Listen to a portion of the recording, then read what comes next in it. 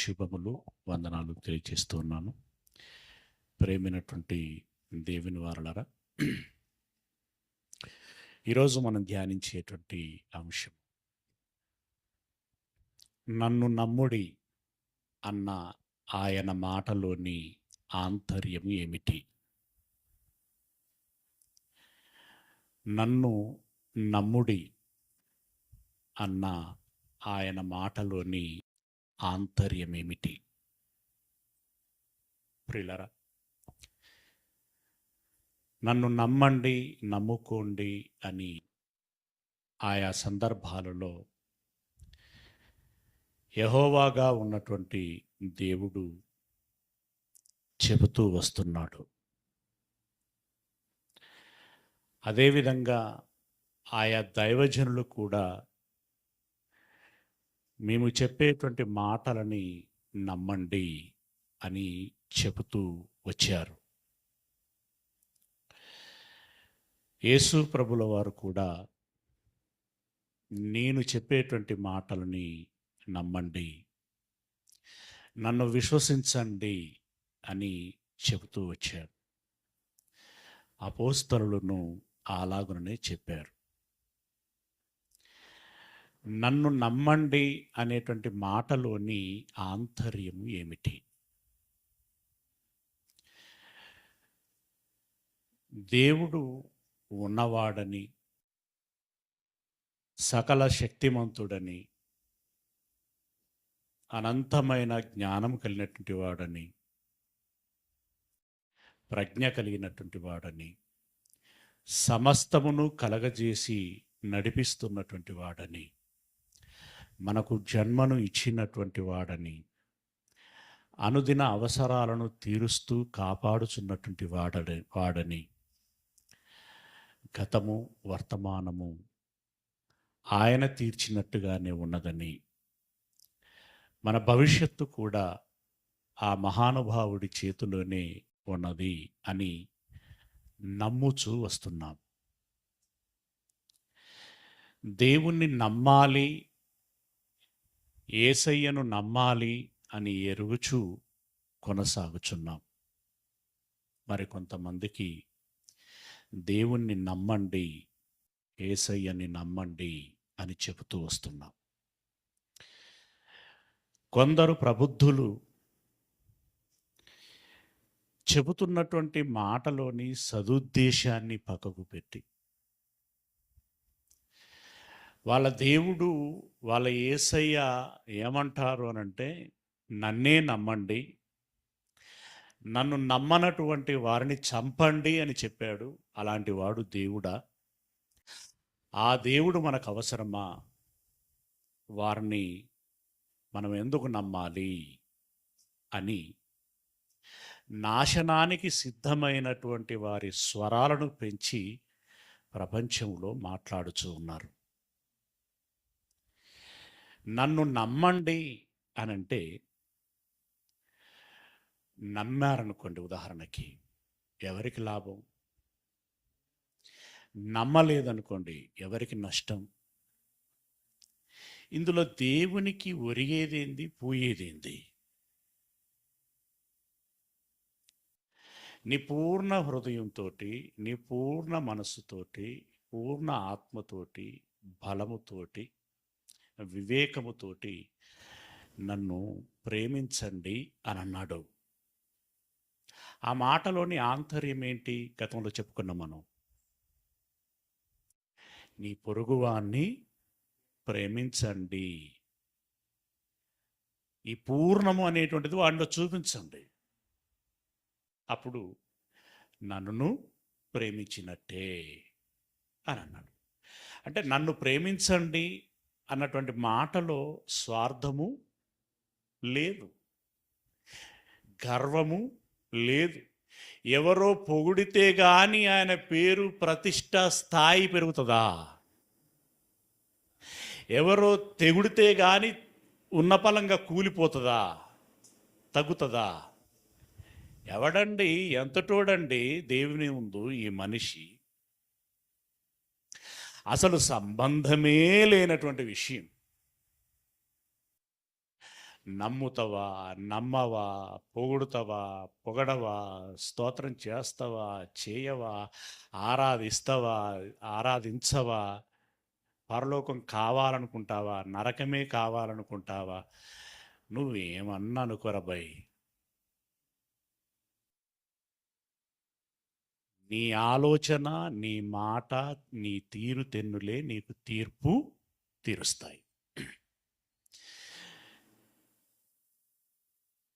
నీ చెయ్యిని నీ తల మీదనే పెట్టిండు. నువ్వు ఏం నిర్ణయించుకుంటావో నిర్ణయించుకో. నన్ను నమ్మండి అనేటువంటి ఆ మాటలో మతలబేంటి? ఇప్పుడు దేవుని నమ్మామనుకోండి, దేవుడు లావైపోతాడా? దేవుణ్ణి నమ్మామనుకోండి, పెరిగిపోతాడా? రథం మీద పట్టనంత. ఏమండి, అసలు నమ్మటము నమ్మకపోవటం అనేటువంటిది మనకు సంబంధించినటువంటి విషయం. అది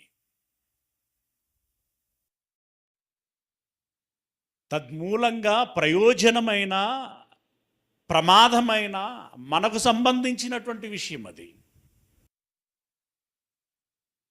నన్ను నమ్ముడి అనంటే ఆయన ఏదో నాకు పేరు రావాలి, నాకు ఘనత రావాలి, అందరూ నన్ను గుర్తించాలి, అందరూ నన్ను పొగడాలి, అందరూ నన్ను ఆహా ఓహో అని అనాలి అని ఒకలాంటి ఏంటది కోరిక ఆ దేవుడికి చెప్పి పొగిడించుకునేవాడు అన్నట్టుగా మాట్లాడుతున్నారు. ఇది అనాలోచనాత్మకమైనటువంటి దద్దమ్మల మాట. ఓకే, నన్ను నమ్ముడి. నేనంటాను, ఈ సృష్టిని ఒక శక్తి లేదా ఒక దేవుడు చేశాడు. అవునా కాదా? అవును. అవునన్న మాటను అవునని అనగలిగేటువంటి మనస్సు మనకు ఉండాలా లేదా? ఉండాలి. లేదు అనంటే నీ మతి మంచిగా లేదు అని దాని అర్థం. ఓకే, మర్యాదగా చెప్తున్నమాట, నీ మతి మంచిగా లేదు అని దాని అర్థం. కాదు కూడదు అని చెప్పి ఈ తీసివేతలు, డివైడెడ్ బైలు ఇవన్నీ చేసుకుంటూ పోతున్నామంటే పిచ్చి ముదిరింది అని దాని అర్థం. ఉన్నది ఉన్నట్టుగా చెప్పాలి. 3 లైట్లు వెలుగుతున్నాయి, నిజమేనా అనాలి. నేను ఏకీభవించను అని అన్నాం అనుకోండి, ఏమనాలిక? కొందరు విషయంలో బయటకు అంటాం, కొందరు విషయంలో అని కూడా వేస్ట్ అనుకొని సైలెంట్గా ఉంటాం. సైలెంట్గా ఉన్నామనంటే వానికి ఏదో భయపడి కాదు కదా కదా. పిచ్చేంతో ఏం మాట్లాడినా ఏం ప్రయోజనం అని అనుకుంటాం కదా. దేవుడు సమస్తాన్ని కలగజేశాడు అని నిజం. ఆయన కలగజేసిందే అనుభవిస్తున్నాము అనేది నిజం. మన జీవితం ఆయన చేతిలో ఉన్నది అనేటువంటిది నిజం. ఆయన ఒక్కడే అని అందరూ ఒప్పుకుంటున్న మాట నిజం. మళ్ళా ఆ ఒక్కరిని ముక్కలు చేసి నీ దేవుడు నా దేవుడు, నీ దేవుడు ఇట్లా అన్నాడు, నా దేవుడైతే మంచిగా అన్నాడు అని మళ్ళీ వాటిని వర్గీకరణ చేయటం అనేటువంటిది నీ కుంచిత స్వభావాన్ని లేదా సంకుచిత స్వభావాన్ని తెలియచేస్తూ ఉన్నది కదా. దేవుడు అసలు నేనే దేవుణ్ణి అని రుజువు చేసుకోవాల్సినటువంటి అవసరం ఏముందండి ఆయనకి? నీకు కళ్ళు ఇచ్చిండు, చెవులు ఇచ్చిండు, మెదడిచ్చిండు, అంతరింద్రియములు బాహ్యేంద్రియములు ఎన్నో ఇచ్చాడు. ప్రకృతిని చూస్తే చాలరా బాబు, నేను నీకు అర్థమైపోతాను అన్నాడు. ఇంత పాఠాలు అవసరం లేదు అసలు యాక్చువల్గా. పాపం కొర్నేల్ లాంటి వాళ్ళు అలాగే నమ్మారు కదా. ఇంకా చాలామంది భక్తులు అలా నమ్మారు. వారు గొప్పోళ్ళు అసలు. ఇన్ని పాఠాలు అవసరం లేదు వాళ్ళకి. అయినా దేవుడు వారి పట్ల సద్భావన కలిగి మరింత తెలియచేయాలని ఆశ కలిగి తెలియచేశాడు. ఎన్నో సందర్భాలలో మధ్య మధ్యలో చాలా కార్యక్రమాలు చేస్తూ నేనే దేవుడను అని నిరూపిస్తూ వచ్చాడు చాలా సందర్భాలలో.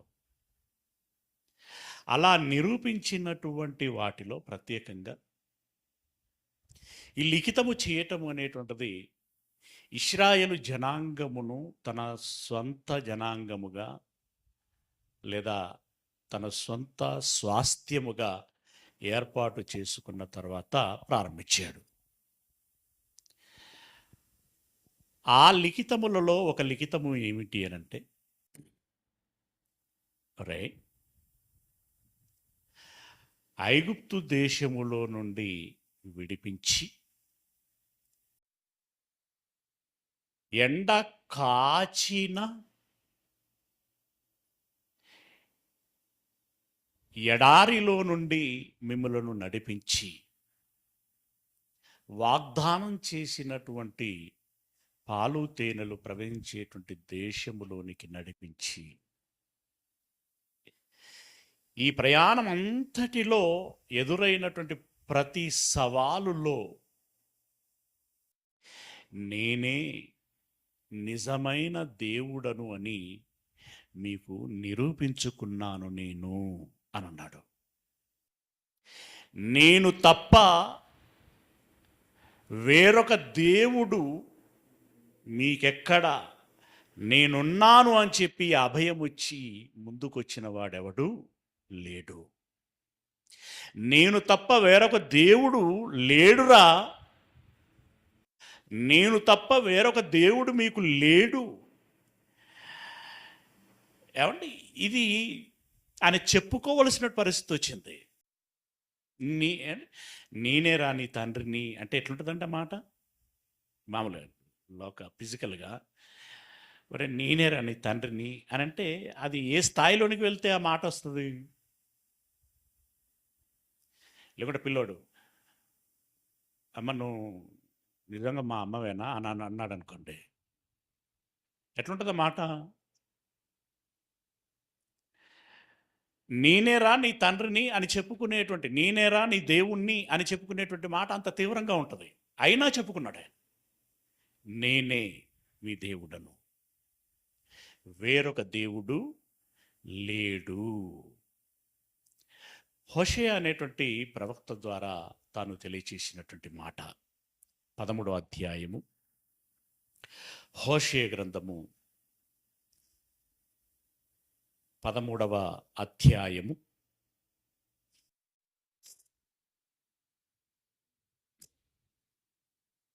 4వ వచనము. హోషేయ గ్రంథం 13వ అధ్యాయము 4వ వచనం.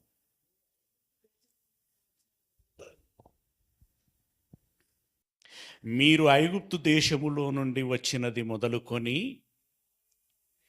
యెహోవానగు నేనే మీ దేవుడను.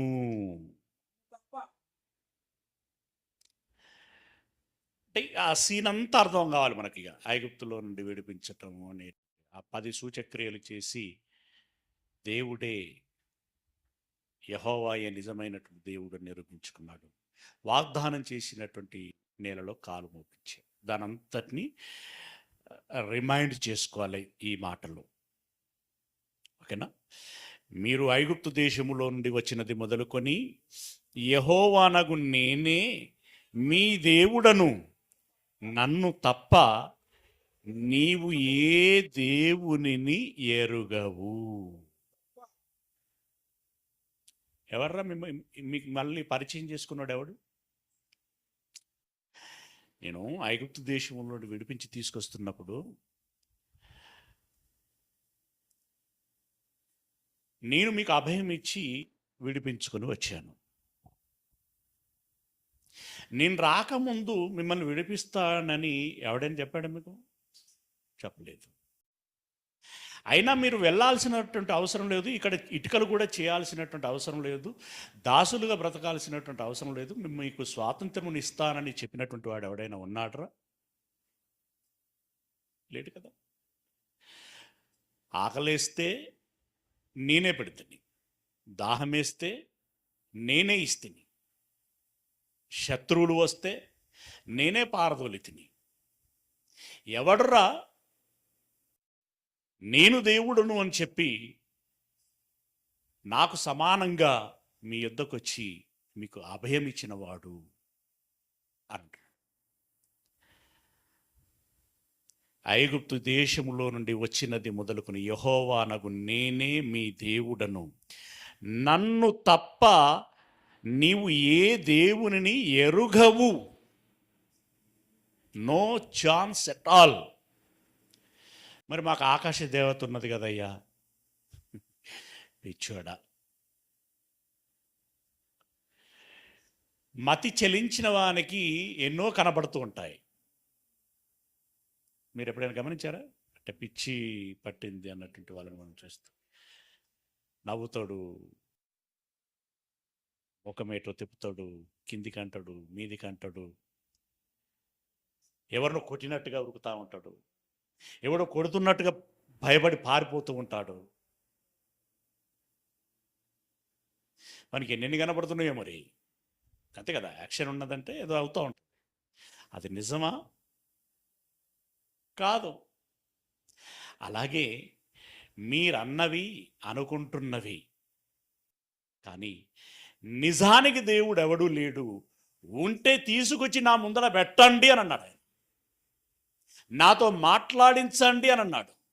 నేను చేసినట్టుగా చేయించండి అని అన్నాడు ఆయన. అందుకే కదా ఐగుప్తు దేశంలో కర్రను పాముగా చేయించాడు, నీళ్లను రక్తంగా చేయించాడు. ఇక మూడో కార్యం దగ్గరకు వచ్చేసరికి ఇక మా నుండి కాదు అని అనిపింపచేశాడు. యెహోవా శక్తే నిజమైనటువంటి శక్తి, గొప్ప శక్తి, ప్రభావము కలిగినటువంటి వాడు అని నిరూపించుకున్నాడు. ఇలా అనేక దఫాలు ఇశ్రాయేలీల దేవుడుగా ఎర్ర సముద్రాన్ని పాయలు చేయగా ఐగుప్తు సైన్యం వచ్చినప్పుడు ఐగుప్తీయుల దేవుడు ఎందుకు దాన్ని పాయలు చేయలేదు? అర్థమైందా మాట? చేయాలి కదా. చేస్తే యెహోవాకు సమానంగా ఇంకొకరు ఉన్నారని తన అర్థం. లేడు కదా. ఎట్లుంటాడండి? సృష్టికర్త ఒక్కడు.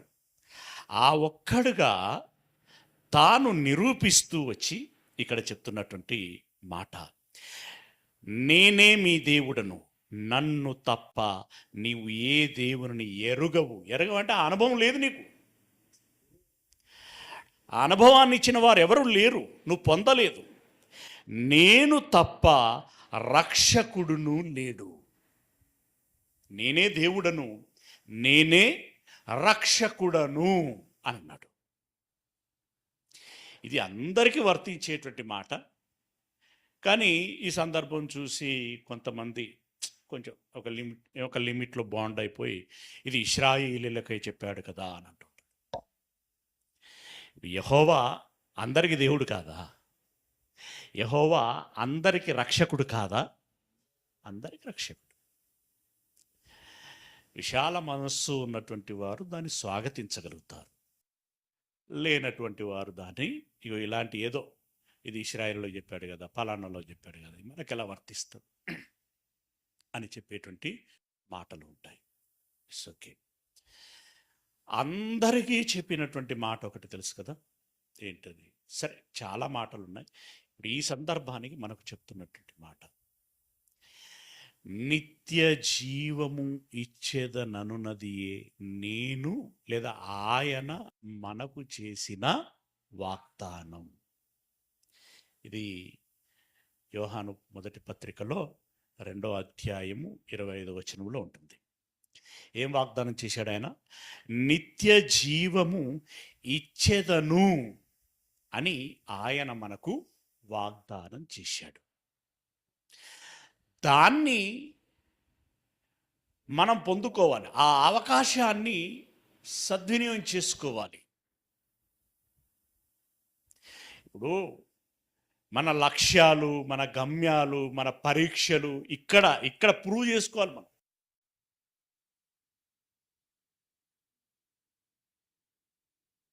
ఐఏఎస్లు కాలేదు కదా అని చెప్పి అంత నారాజపడాల్సిన అవసరం లేదు. నిత్య జీవం పొందలేదు కదా అనుకున్నప్పుడు నువ్వు నారాజపడాలి. ఐఏఎస్లో ఫెయిల్ అయ్యి నిత్య జీవంలో పాస్ అయ్యామనుకోండి, అంతకంటే కాంపిటేటివ్ ఎగ్జామ్ ఏముండదు, అంతకంటే టఫెస్ట్ ఎగ్జామ్ ఏముండదు కదా. ఆ నిత్య జీవము ఇస్తాను అని వాగ్దానం చేశాడు. ప్రియులారా, ఇశ్రాయేలీల యొక్క ప్రయాణము ఏదైతే ఉందో, వాగ్దాన భూమిలో కాలు పెట్టటము అనేటువంటిది ఏదైతే ఉందో, ఇది పరలోకములో కాలు పెట్టటము అనేటువంటి దానికి సారూప్యంగా కనబడుతూ ఉంటుంది మనకి. ఎవరిని కాలు పెట్టనిచ్చాడు, ఎవరిని పెట్టనివ్వలేదు మనందరికీ తెలిసిందే కదా. ప్రయాణమైనటువంటి వారిలో 2 మినహా మరెవ్వరూ కాలు పెట్టలేదు, అంతే కదా లాజర్? ఐగుప్తు దేశంలో ప్రయాణమైనటువంటి వారిలో ఎంతమంది కాలు పెట్టగలిగారు? 2. మిగిలిన వారు ఎందుకు పెట్టలేకపోయారు? దేవుడు చెప్పాడు, నేను పెట్టనివ్వను అన్నాడు ఆయన. ఎందుకు? నన్ను నమ్ముకోలేదు కనుక, నన్ను నమ్మలేదు కనుక. నన్ను నమ్మలేదు అంటే దాని అర్థం ఏంటి? ద్వితీయోపదేశకాండం 9వ అధ్యాయము, ద్వితీయోపదేశకాండం 9వ అధ్యాయము 23వ వచనం. ద్వితీయోపదేశకాండం 9వ అధ్యాయము 23వ వచనం. యెహోవా చెప్పాడట, ఏమని? మీరు వెళ్ళి నేను మీకిచ్చిన దేశమును స్వాధీనపరుచుకొనుడని చెప్పి కాదేషు బర్నేయాలో నుండి మిమ్ము పంపినప్పుడు. కాదేషు ఇంకోటేంటి? బర్నేయా. ఇవి ఎక్కడి పట్టణాలు అనంటే కనాను దేశపు బార్డర్ పట్టణాలు. అక్కడ నుండే కదా వేగుల వారిని పంపించి మీరు చూసిరండి అనంటే, ఈ చూసొచ్చిన వాళ్ళందరిలో ఈ కాలేబు, యెహోషువ మినహా మిగిలినటువంటి వారందరూ వారితో పాటు జనులు ఏమన్నారు మనకు తెలిసింది. అయితే ఇక్కడ రిమైండ్ చేస్తున్నాడు, ఏమని? బర్నేయలో నుండి మిమ్మల్ని పంపినప్పుడు మీరు మీ దేవుడైన యెహోవాను నమ్ముకొనక. యెహోవాను మీరు నమ్మలేదు. నమ్మలేదు అంటే అర్థం ఏంటి? నమ్ముకొనక ఆయన నోటి మాటకు తిరగబడితిరి. నమ్మటము అనంటే నమ్మితే ఆయన మాట వింటావు, నమ్ముకొనకపోతే వినవు. నమ్మటం అంటే దాని అర్థం దేవుని మాట వినటం. నన్ను నమ్ముడి అనే మాటలోని ఆంతర్యము ఏమిటి అనంటే, ఇందాక నన్ను ప్రేమించండి అనే మాటలోని ఆంతర్యం ఏంటంటే, నీ పొరుగు వానిని ప్రేమించండి. నన్ను నమ్ముడి అనే మాటలోని ఆంతర్యం ఏంటంటే, చెప్పాను కదా, ఆయన నమ్మితే ఆయన పొడుగు పెరగడు, అడ్డం పెరగడు. ఆయన నమ్మితే ఆయన చెప్పిన మంచి మాటను అమలులో పెడతావు, అది నీకు మంచి చేస్తుంది. ఇప్పుడు గురువు మీద గౌరవం ఉన్నది అని అంటే, గురువు చెప్పిన పాఠాలు శ్రద్ధగా వింటావు, పాటిస్తావు. దేవుణ్ణి నమ్మడము అని అంటే, చెప్పాను కదా, అయ్యా నేను నమ్మానయ్యా, అడ్డగోలుగా తిరుగుతానయ్యా, అది కాదు. అక్కడ నమ్మకంతో సంబంధం లేదు. నమ్మి తిరుగుతాను అనంటే, నమ్మి అడ్డగోలుగా తిరుగుతాను అనంటే, ఆ నమ్మకం నమ్మకమా? అసలు ఆ నమ్మకం ఆయనకు అనవసరం. నన్ను నమ్మండి అంటే ఆయన అసలైన ఉద్దేశం ఏంటంటే, నా మాట వినండి, మీరు బాగుపడతారు. ఇదిగో ఇది మంచి త్రోవ, ఇది చెడ్డ త్రోవ, ఇవి చేయవలసినవి, ఇవి చేయకూడనివి, దీని గమ్యం ఇలా మీకు బాగుంటుంది, ఈ గమ్యం ప్రమాదంగా ఉంటుంది, మీకు నష్టం చేస్తుంది చెప్పాడు. ఆ మాటను నువ్వెలా స్వీకరిస్తావు? యేసయ్య సమరయ స్త్రీతో అంటాడు, నా మాట నమ్మమ్మా, నా మాట నమ్మమ్మా అంటే దాని అర్థం ఏంటి? వినండి. వింటే ఆయన మాట నమ్మటము అని అంటే, అది ఆచరణలో పెట్టినప్పుడు ఆటోమేటిక్గా ఆయన నమ్ముకోవడం అవుతుంది.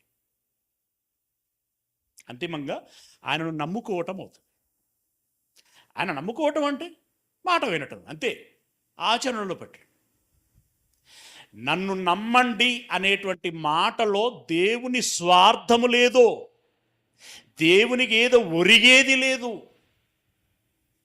నువ్వు నమ్మితే ఎంత, నమ్మకపోతే ఎంత. నమ్మితే నీకు మేలు జరుగుతుంది, మంచి జరుగుతుంది అనే ఉద్దేశంతో నమ్మటం అనగా నా మాట వినటం రా అని చెప్తున్నాడు ఆయన. నా మాట వినటము అదే కదా, నమ్ముకొనక ఆయన నోటి మాటకు తిరగబడిరి. ఆయన మాట వినలేదు అంటే, నమ్ముకొనలేదంటే తిరగబడ్డారు,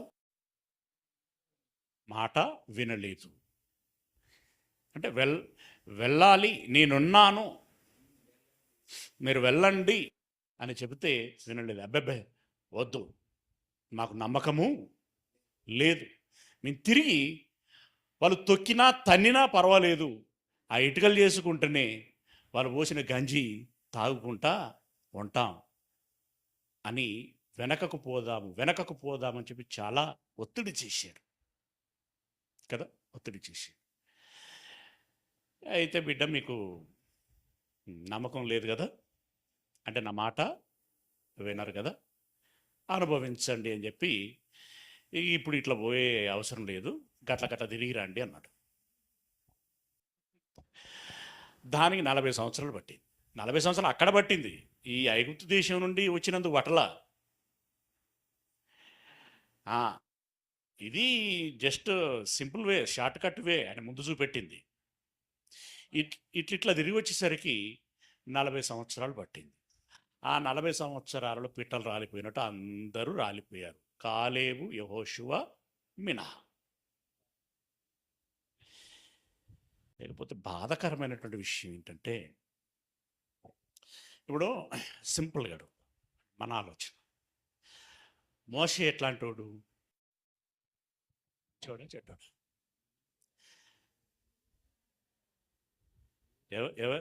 ఎవరికి నమ్మదగిన వాడు? దేవుని ఇల్లంతట్లో నమ్మకమైన. అసలు మోషేకు దేవుని మీద విశ్వాసం ఉండేనా?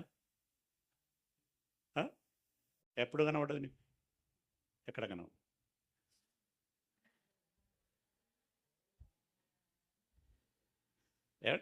అంటే ఆయన విశ్వాసాన్ని కానీ ఆయన భక్తిని కానీ దేన్ని శంకించలేం కదా. గొప్ప స్థాయిలో కనబడతాడు కదా. సరే, తమ్ముని బట్టి యెహోవాను ఎరిగినటువంటి అహరోను కూడా పర్వాలేదు, నమ్మాడు. సరే, మధ్యలో భయపడ్డాడులే కానీ నమ్మాడు. నమ్మకమైనటువంటి వారే కదా. సరే, అహరోను సంగతి అలా ఉంచాను. మోషే నమ్మినటువంటి వాడే కదా, ఎరిగినటువంటి వాడే. అయితే ఈ మెరీబా జలములు, మెరీబా అంటే ఏంటి? అంది భీమారం, అర్థం కదా. వివాదము లేదా తిరుగుబాటు. ఓకే, తిరుగుబాటు. ఎవరి మూలంగా వచ్చింది ఆ పేరు? ఎవరి మూలంగా వచ్చింది? జాగ్రత్తగా గమనించండి. జనాలు మోషే మీద తిరుగుబాటు చేశారు. మరి మోషే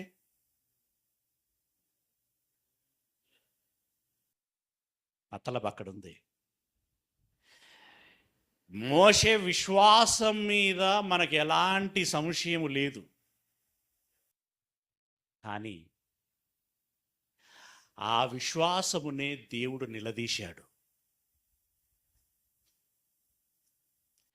నమ్మడం అంటే ఏంటి?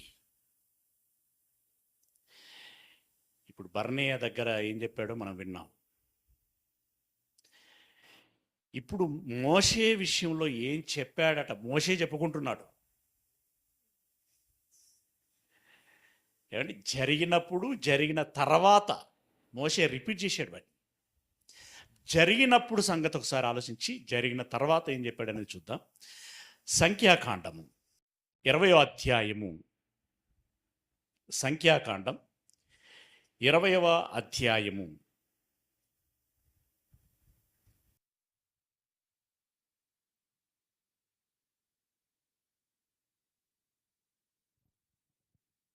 20వ అధ్యాయము 12వ వచనం. అంటే ఇక్కడ మీద వాళ్ళు జలాలు అడగటం, ఈయన కోప్పడటం, మళ్ళీ పోయి దేవుణ్ణి అడగటం. ఆ దేవుడు నువ్వు వెళ్ళి బండతో మాట్లాడరా నీళ్ళు వస్తాయని చెప్పడం, అవి రావటం, జనాలు త్రాగటం, వారి దప్పిక తీరటం, ఇవన్నీ జరిగిపోతాయి. ఇక అంతా నిమ్మలమైంది అనుకున్నప్పుడు దేవుడు మాట్లాడడం ప్రారంభించాడు. అప్పుడు ఎప్పుడు ఎప్పుడు ఎప్పుడు అంత నిమ్మలమైనాక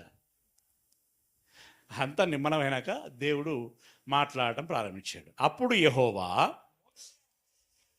మోషే అహరోనులతో, మీరు ఇశ్రాయేలీల కన్నుల ఎదుట నా పరిశుద్ధతను సన్మానించున్నట్లు నీకు కూడా ఒప్పట్లేదా చదవటానికి? నన్ను నమ్ముకొనకపోతిరి. మోషే నమ్మలేదా? మోషే నమ్మలేదా? ఎక్కడున్నప్పుడు నమ్మాడు ఆయన? ఐగుప్తులో ఉన్నప్పుడే నమ్మాడు. ఎప్పుడు ఐగుప్తులో? ఫరో కుమార్తెగా, కుమారుడుగా, అంటే ఈయన ఒప్పుకోలేదనుకోండి, వాళ్ళు అనుకున్నారు కదా, అప్పుడే నమ్మినవాడు. నమ్మాడు కనుకనే ఐగుప్తుని చంపేశాడు కదా, నమ్మినవాడు. కానీ ఇక్కడ దేవుడు ఏమంటున్నాడు? నమ్ము కొనకపోతిరి. దీంతో ఏం సమాచారం మనకు చెప్తున్నదో తెలుసా? నేను దేవుణ్ణి నమ్ముకున్నానని నువ్వు చెప్పుకుంటే సరిపోదు, ఆయన చెప్పాలి. సర్టిఫికెట్లు అడుగుదామా? ఇస్తాడు. మోషేకి ఇయ్యలే, ఇస్తాడు తప్పకుండా. యేసుప్రభుల వారు వచ్చినప్పుడు అందరు సర్టిఫికెట్లు పట్టుకొని వస్తాడు, పట్టాలు. అప్పుడు నువ్వు క్యాబ్ పెట్టి వేసుకుంటావు, నల్ల కోట వేసుకొని తీసుకుంటావు, తెల్ల కోట వేసుకొని తీసుకుంటావు, నీ ఇష్టం.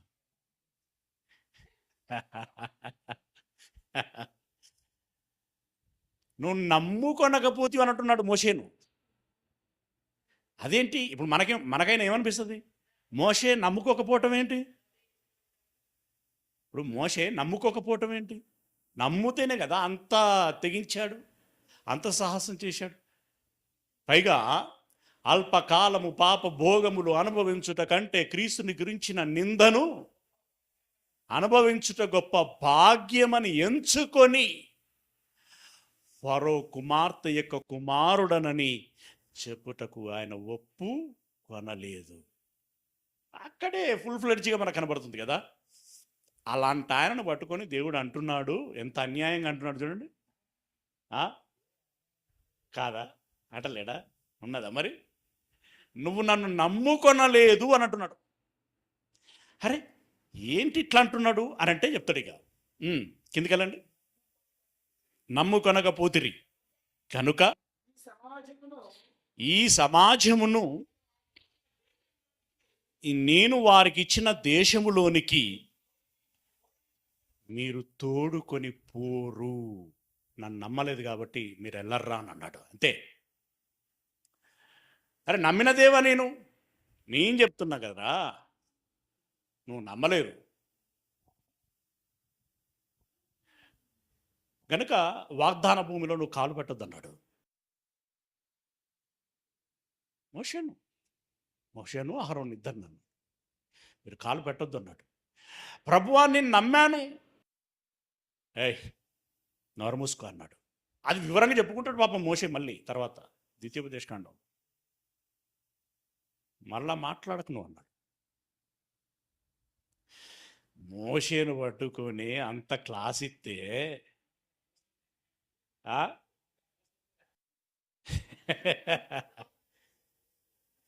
యోహాన్ని ఆలోచించిన, మోషేను ఆలోచించిన, అసలు మన చిరునామా ఎక్కడా?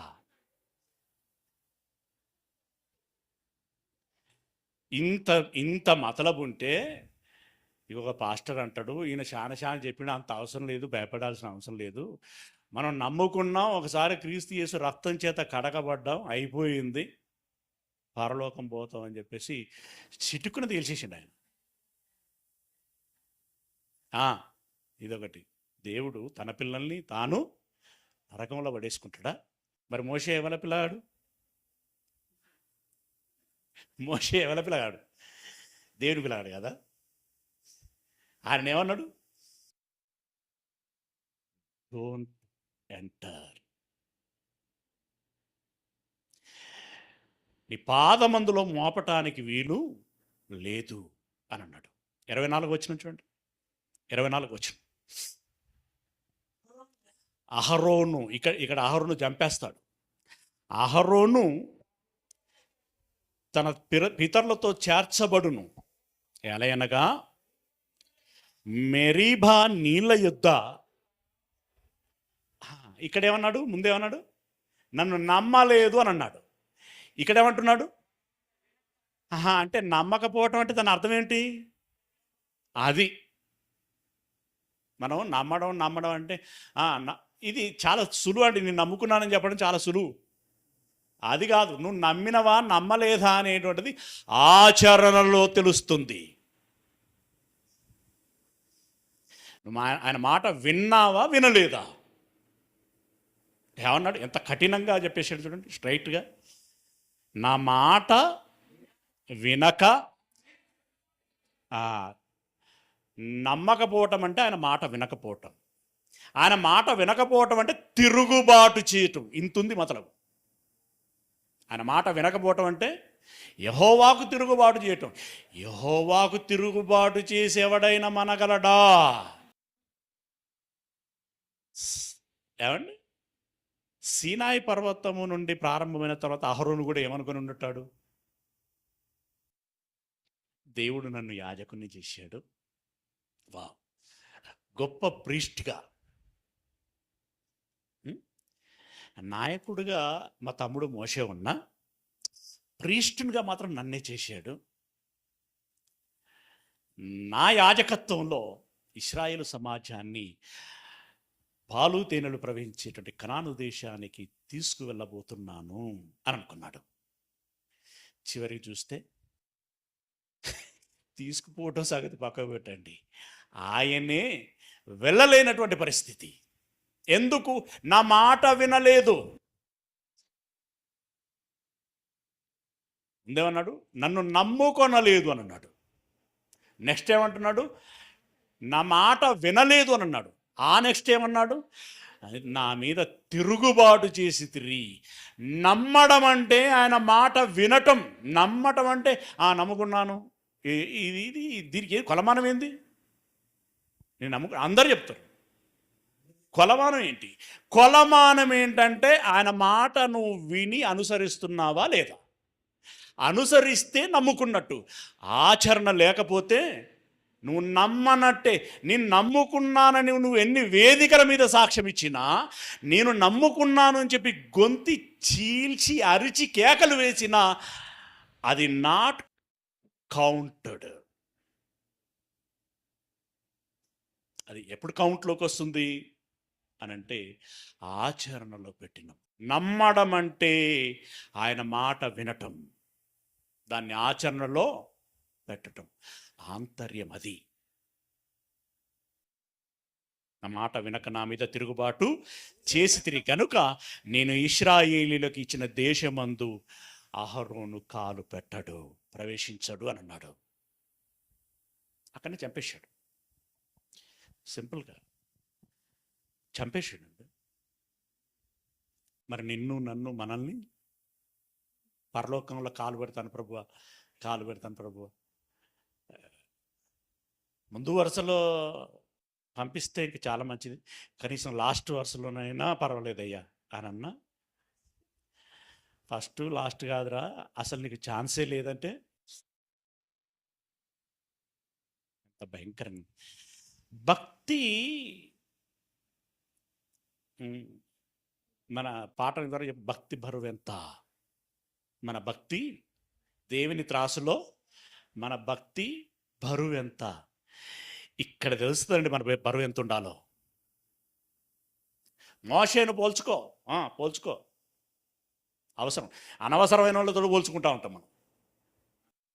అక్కడ లేని తలనొప్పులు తెచ్చుకుంటా ఉంటాం. ఇక్కడ పోల్చుకో, యోహానుతో పోల్చుకో, కనీసం అహరోనుతో పోల్చుకో. కనీసం ప్రియులారా, వినటము అంటే చెప్తున్నాడు ఆయన మతలబు. 9వ అధ్యాయం 27వ అధ్యాయం సంఖ్యాకాండం 27వ అధ్యాయము 14వ వచనం.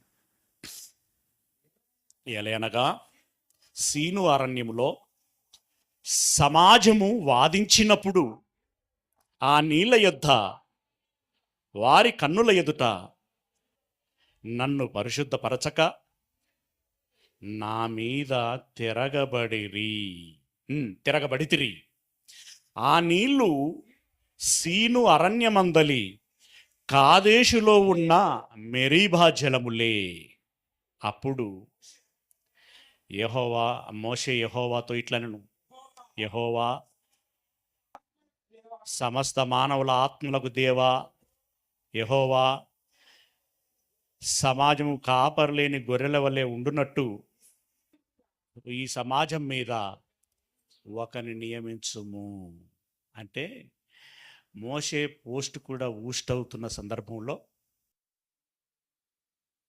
చెప్పేసిండు దేవుడు. అప్పటికి ఊస్ట్ అవుతున్న సందర్భంలో పాప మోషే ఉదారత, ప్రేమ ఇక్కడ మనం బాగా అర్థం చేసుకోవాలి. సరే, నన్ను చంపితే చంపేయండి దేవా, కానీ ఇశ్రాయేలీలకు మాత్రం కాపర్లేని జనాంగంగా చేయకండి, సమర్థుడైనటువంటి ఒక వ్యక్తిని పెట్టండి అని అన్నాడు నాయకునిగా. అప్పుడు ఉన్నాడు కదరా నీ శిష్యుడు, యెహోషువను పెడతాను అని చెప్పేసి అని అన్నాడు. అమ్మయ్య అనుకున్నాడు మోషే. ఓకే, అంటే ఇప్పుడు మోషే విశ్వాసం ఇంత జరిగినా కూడా మోషే ఏమంటున్నాడు?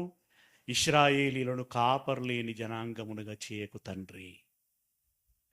అంటే ఇప్పుడు ఆయనకు విశ్వాసం ఉన్నట్టా లేనట్ట? ఇక్కడ మనకు అందులో ఉన్న ఆ లిటికేషన్ మనకు అర్థం కావాలి. నమ్మడము అంటే ఏంటి అర్థమవుతుంది కదా విషయం. నమ్మడము అంటే ఏంటి? ఓకే, ఇప్పుడు ద్వితీయోపదేశకాండం రండి. ద్వితీయోపదేశకాండం 9వ అధ్యాయం 23వ వచనం. ద్వితీయోపదేశకాండం 9వ అధ్యాయము 23వ వచనం.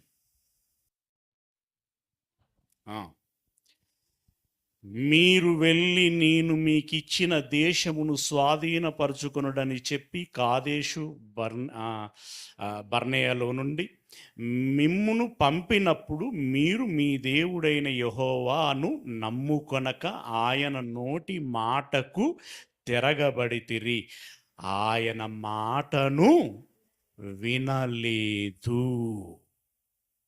ఆయన మాటను వినలేదు. ఇక్కడ అర్థమవుతుంది కదా, ఆయన మాటను వినలేదు. మళ్ళీ రిపీట్. ఆయన మాటను వినకపోవటము, దాన్ని ఆచరణలో పెట్టకపోవటం అనేటువంటిదే దేవుణ్ణి నమ్ముకొనకపోవటం. దేవుడు గొప్పోడు, దేవుడికి సమస్తాన్ని కలగజేసినోడు, దేవుడు నాకు జన్మనిచ్చినోడు, దేవుని చేతిలో నా భవిష్యత్తు ఉంది అని నేను నమ్ముచున్నాను. It's okay, but it is not perfect. ఇది పరిపూర్ణమైనటువంటిది లేదా సంపూర్ణమైనటువంటిది కాదు. మరేంటి?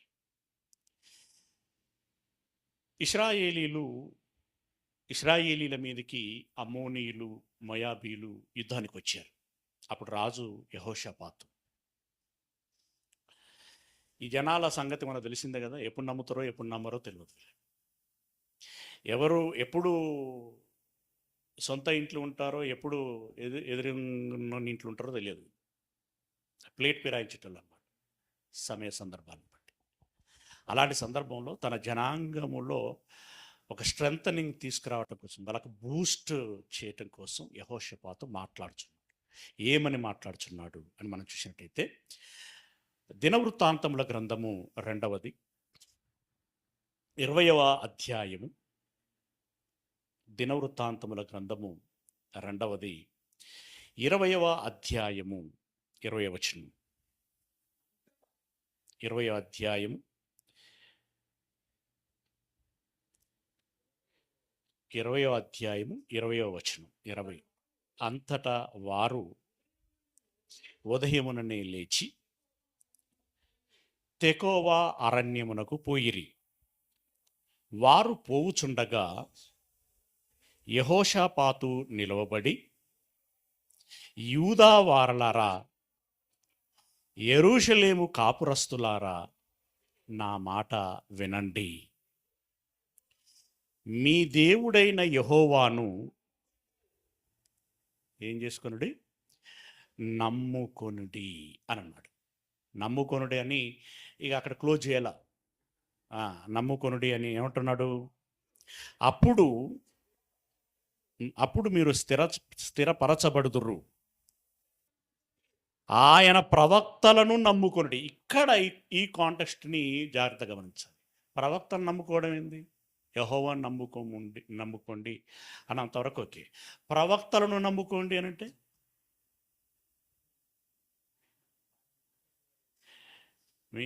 మీ టీచర్ అంటే మీకు ఉపదేశం లేకుంటే మీకు సందేశం ఇచ్చినటువంటి వారిని నమ్ముకోండి అని అంటున్నాడు. అంటే మనుషులను నమ్మాలా? దేవునికి ఇష్టంగా ఉండాలంటే, పరలోకం వెళ్ళాలంటే మనుషులను నమ్మాలా? కాదు. మనుషుల నోట నుండి వచ్చిన దేవుని సందేశాన్ని నమ్మాలి. ప్రవక్తలు నమ్ముకోండి అంటే దాని అర్థం ఏంటి? వాళ్ళ మాట వినండి. ప్రవక్తలు చెప్పిన ప్రతిసారి వీళ్ళు తిరుగుబాటు చేశారు తప్ప వినలేదు. వారి మాటలను వినుడి. అప్పుడు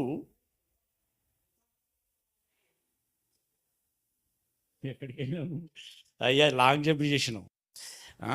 యెరూషలేము కాపురస్తులారా, నా మాట వినుడి, మీ దేవుడైన యెహోవాను నమ్ముకొనుడి. అప్పుడు మీరు కరెక్టేనా చదివేది? మళ్ళీ మొదటి నుండి చదువుతాను. అంతటా వారు ఉదయమున లేచి తెకోవా అరణ్యమునకు పోయిరి. వారు పోవుచుండగా యెహోషాపాతు నిలవబడి, యూదా వారలారా, యెరూషలేము కాపురస్తులారా, నా మాట వినుడి.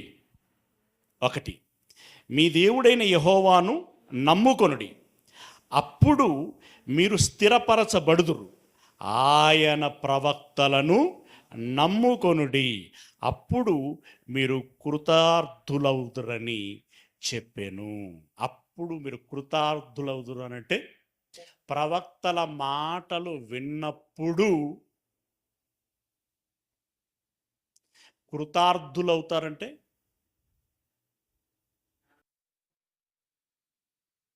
ఏమండి? మీరు ఆయన మాట వినటం మూలముగా దేవుని కృప మీకు తోడుగా ఉంటుంది. ఎస్, కృపకు పాత్రలవుతారు. అంటే నమ్ముకోండి అన్నటువంటి ఆయన వెంటనే ఏమంటుండంటే ప్రవక్తలను నమ్మండి అని అన్నాడు. ప్రవక్తలను నమ్మడం ఏంటి అని అంటే ప్రవక్తలు ఇచ్చినటువంటి సందేశాన్ని నమ్మాలి. సందేశాన్ని నమ్మాలి.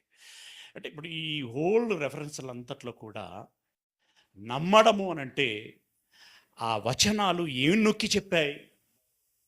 దేవుని మాటను వినాలి, ఆచరణలో పెట్టాలి. అది నమ్మడం. అందరు నమ్ముకుంటారు, దానికి పెద్ద భారం ఏమి లేదు కాబట్టి. అసలు సిసలైన నమ్మకము అని అంటే దానిని ఆచరణలో పెట్టాలి. ఓకే, మరి నిజంగా అంత నమ్ముకొనదగిన దేవుడు ఆయన అక్క? నమ్మదగిన వాడా?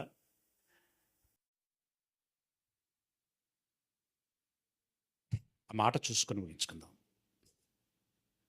ద్వితీయోపదేశ కాండము 32వ అధ్యాయము, ద్వితీయోపదేశ కాండం 32వ అధ్యాయం 4వ వచనం. ద్వితీయోపదేశ కాండం 32వ అధ్యాయము 4వ వచనం.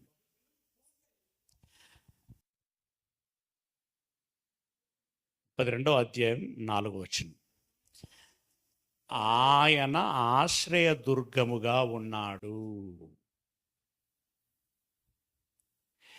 ఇజ్రాయేలు ఒక్కొక్క బాంబు టెహ్రాన్లో వేస్తున్నప్పుడు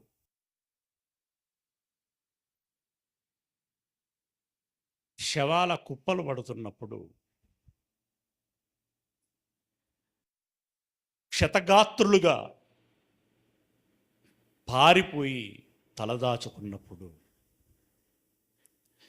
వారి మొర ఎవరికి పెట్టాలనిపిస్తుంది? ట్రంప్క, నతానియేలుక, ఆయన పేరు ఏదో ఉన్నది కదా, నెతన్యాహు మీన్స్ అది ఆయనక, లేదంటే ఇరాన్ వాళ్ళ సూపర్ పవర్ మ్యాన్ ఎవరు ఉంటారు కదా,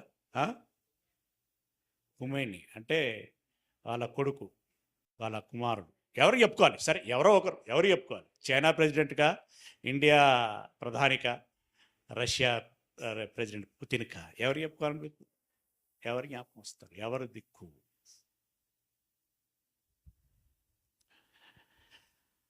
అనారోగ్యం బాలయ్యావు, దానికి వైద్యమే లేదు అని విన్నావు, ఎవరు జ్ఞాపకం వస్తారు నీకు?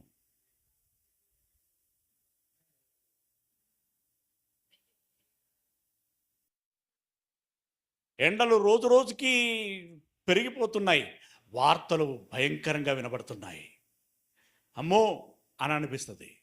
అప్పుడు ఎవరికి జ్ఞాపకం వస్తారు? ఇప్పుడు ఈ వచ్చే 3 మాసాలు ఎలినో ఉంటుందట, అది ఇండియా మీద ప్రభావం ఎక్కువ చూపెడుతుందట, వర్షం పడదట. ఒకసారి ఊహించుకోండి, ఇప్పటికే ధరలు మండిపోతున్నాయి, పంటలే పండకపోతే ఆల్రెడీ మనం చేసే ఉద్యోగంలో రేషన్కి ఇంత అని కేటాయించుకున్నాం, అది ఫిక్స్ చేసుకున్నాం. ఇప్పుడు అది అయ్యేటట్లేదు. ఇప్పుడు రేషన్కి కేటాయిస్తే ఈఎంఐ కట్టలేము, ఈఎంఐకి కేటాయిస్తే రేషన్ కొనలేము. ఎవరి జ్ఞాపకం వస్తూ ఉంటారు మీకు?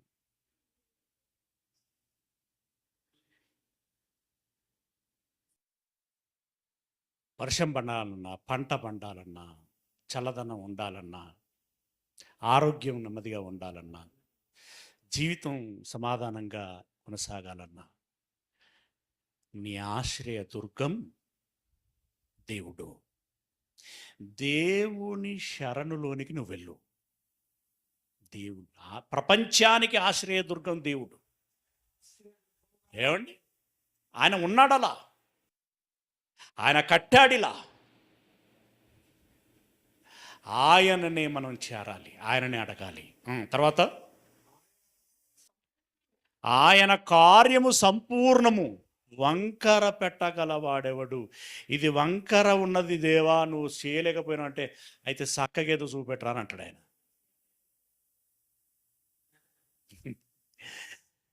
దేన్ని చక్క చేస్తావు?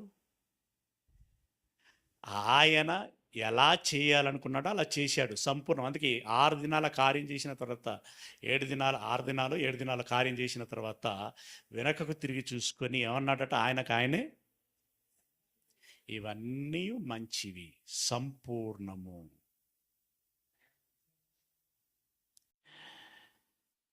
ఇట్లా పట్టుకోవటానికి ఏళ్ళు ఇలా బెండ్ అయ్యాయి చూడండి. ఇట్లా కూడా అంటుంది చెయ్యి, ఇట్లా చూపెడుతుంది, ఇట్లా అంటుంది. ఎంత పర్ఫెక్ట్గా చేసి చేయండి. నువ్వు దేన్ని, ఈ స్ట్రక్చర్ని ఆలోచించినా, ఈ ఫంక్షన్ ఆలోచించినా, ఆయన కార్యము సంపూర్ణము. వేరు, మొక్క, ఆకులు, పూత, కాయ, ఫలములు, మధురము, కమ్మదనము, నీకు విటమిను. అరే ఎంత బాగుంది. ఇట్లా నువ్వు దేని ఆలోచించిన, ఫర్ ఎగ్జాంపుల్గా వీటిని ప్రస్తావించుకుంటున్నాం. ఇట్లా సూర్యుని గురించి ఆలోచించవచ్చు, చంద్రుని గురించి ఆలోచించవచ్చు, నక్షత్రం గురించి ఆలోచించవచ్చు, నేలను గురించి ఆలోచించవచ్చు. ఆయన కార్యములన్నీ కూడా సంపూర్ణము. ఆయన చర్యలన్నీ జలప్రలయాన్ని తీసుకురావటం న్యాయమా అన్యాయమా?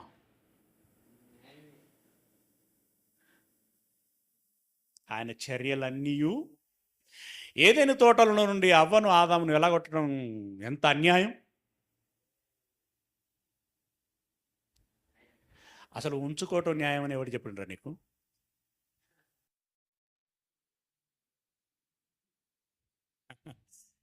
ఎక్కడ, ఏ రాజ్యాంగంలో నువ్వు రాసుకున్నావు? ఎవరు తీర్మానం చేశారు? ఎక్కడ సభ పెట్టుకున్నారు మీరు? అసలు ఏదేను తోట చేసి అందులో వాళ్ళని పెట్టుకోవటమే గొప్ప.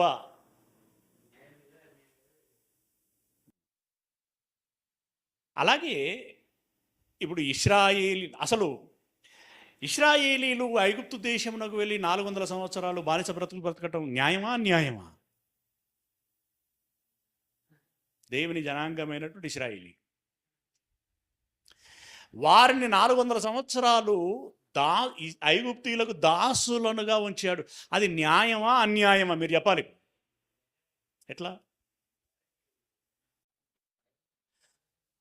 తమ్ముణ్ణి చంపాలని కుట్ర చేసిన అన్నలు, అమ్ముకున్న అన్నలు అర్థం కావాలంటే 400 సంవత్సరాలు పట్టింది. అది న్యాయం. ఇప్పుడు నువ్వు వారిని విడిపిస్తాను అంటే ఐగుప్తులు అడ్డుకుంటున్నారు. ఆ సైన్యమును చంపటం న్యాయం. మా వాళ్ళకు బుద్ధి రావాలని వీళ్ళని పట్టుకపోండ్రా అని నెబుకద్నెజరు చెబితే వాడు ఎక్స్ట్రాలు చేసిండు. ఇక్కడ అప్పగించటం న్యాయం, ఆడు ఎక్స్ట్రాలు చేస్తే కత్తిరించటం న్యాయం. యెహోవా చర్యలన్నీ న్యాయములు. ఆయన నిర్దోషి అయి నమ్ముకొనదగిన దేవుడు. ఆయన దోషి అని నువ్వెక్కడా నిరూపించలేవు. ఎక్కడ నువ్వు మాట్లాడడానికి ఏందో నాలుగు కదా వార్త పెడతావు, కానీ నిరూపించలేవు. అది నీ నుండి కాని పని. ఆయన నిర్దోషి అయి నమ్ముకొనదగిన దేవుడు అంటే ఇప్పుడు నీకు వెంటనే ఇక్కడ ఏం జ్ఞాపకం రావాలి? నమ్ముకొనదగిన దేవుడు అనగానే ఆయన మాటలను వినాలి అంతే. మళ్ళీ నమ్మొచ్చా లేదా ఇవన్నీ అవసరం లేదు. నోరు మూసుకొని ఆయన మాట వినాలి. ఆయన ఆయన నమ్ముకొనదగిన దేవుడు. ఆయన మాటలు మనం వినాలి. ఆయన మాటలు మనం వింటే మనకు మంచి జీవితం ఉంటుంది, మంచి భవిష్యత్తు ఉంటుంది. లేదంటే అహరోను విషయంలో ఏం చేశాడో తెలుసు కదా, మోషే విషయంలో ఏం చేశాడో తెలుసు కదా. వాగ్దానము చేసేటప్పటికీ ప్రయాణమైనటువంటి జనాంగమును ఆ బర్నేయ దగ్గరికి వచ్చిన తర్వాత ఏం చేశాడో తెలుసు కదా. అంతే, దేవుని మాట వినకపోతే గోడ కడతాడు ఆయన, దాన్ని దాటలేవు. ఓకే, నమ్ముకొనదగిన దేవుడు, ఆయన నీతిపరుడు, యథార్థవంతుడు. ఇన్ని యోగ్యతలు ఉన్నాయి ఆయనకి. కనుక ఆయన మాట నువ్వు వినవా? ఒక దగ్గర అంటాడు దేవుడు, నీవు నా మాట వినవా అని అంటాడు. నా మాట అసలు ఆయన అనటం ఏంటండి, ఆయన అనే పరిస్థితి రావటం ఏంటి? కనుక ప్రియమైనటువంటి దేవుని వాళ్ళరా, దేవుణ్ణి నమ్ముకోవటం అంటే ఏదో నమ్ముకున్నాను అని చెప్పి రెండు పెదవులతో నాలుకతో చెప్పేటువంటి చిన్న ముచ్చట కాదది.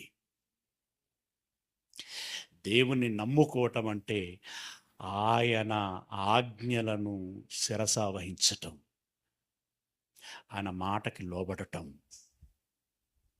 ఆచరణలో పెట్టడం. ఇది అసలు సిసలైన నమ్మకం. దేవుణ్ణి నమ్ముకోవటము అనేటువంటి మాటలోని ఆంతర్యము ఇది. మీకు అర్థమైంది అని అనుకుంటున్నాను. నన్ను నమ్మకపోతే చంపేస్తాను అని దేవుడు అన్నాడు అని ప్రశ్నించినటువంటి వారికి కూడా అర్థమైంది అని అనుకుంటున్నాను. అర్థం కాకపోతే నువ్వేదో కరెక్షన్ చేసుకోవాలి అనేది మీరు గమనించుకుంటే మంచిది. God bless you.